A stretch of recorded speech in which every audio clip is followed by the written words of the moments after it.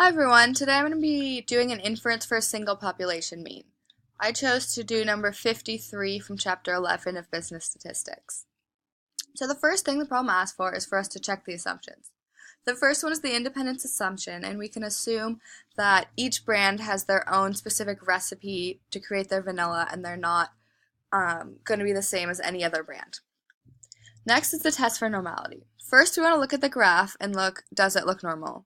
While this one does seem to have two modes, or be bimodal, the line for the graph does seem to be normal. But just to check, we're going to do a test for normality.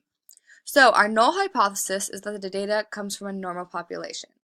Our alternative is that the data does not come from a normal population. So after doing a goodness of fit test, I got 0.6195, which means we need to retain the null hypothesis. We cannot conclude that the data does not come from a normal population. Next, we need to do a confidence interval.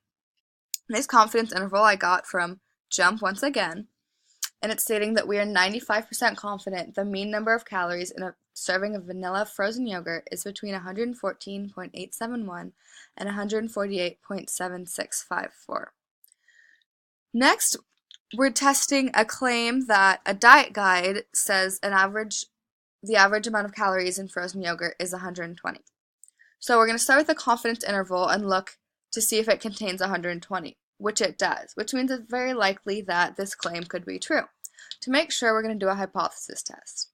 Our null hypothesis is that the mean number of calories is 120, and our alternative is that the mean number is not equal to 120 or different from 120. So after doing that test on here, I got a test statistic of 1.5538 and then a p-value of 0.1513, which means that we're going to retain the null hypothesis.